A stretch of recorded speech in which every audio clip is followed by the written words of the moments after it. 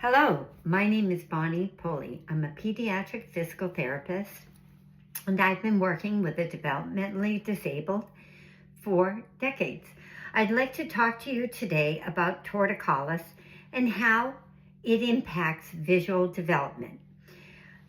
Torticollis is a condition of muscle tightness where the large muscle, the sternocleidomastoid, is tighter on one side. It causes the head to tilt and rotate. Because of the tilt and the rotation, one eye is lower and one eye is higher. One eye is also closer to the visual target that the brain is seeking to investigate. I also want you to know that the eyes are our retina. The eyes have our retinas, which are stimulated by light. And that information is sent to the back of the brain where it gets processed. The processing develops with age. A newborn's eyes are not what a 3-month-old eyes are. And the visual processing of a 9-month-old is different.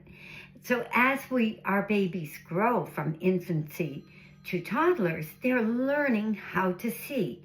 They're learning what they see. And they're learning familiar patterns of seeing. This changes throughout life because we get taller and bigger, and how far away the floor is when we're 1 is not the same as when we're 21. Now, when the eyes are on different planes, their seeing and processing is different because the information sent from the two eyes is quite different. The eye in shadow, this one, here gets less light, whereas the eye that's higher gets lots of light. With all that light, the brain wants to pay attention to it. It's getting lots of information to process, whereas the shadowed eye gets less information and doesn't need to process as much. When the head is tilted out of pattern the other way, then this eye, which is now higher, hasn't had the practice and hasn't developed the processing power to get all the information occurring up here. It doesn't have the attention for it, not because it has attentional problems, but because it hasn't been used to looking up here and thinking about what is up here. All that impacts movement development. I notice the visual change, and a lot of therapists do, with the babies I work with.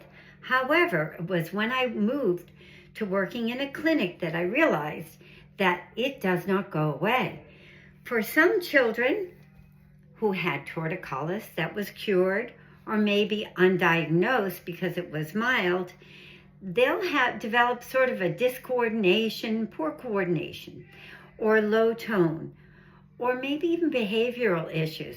And I found that when I saw this and I worked on the visual aspects of their torticollis, their tone improved. Yes, tone can change.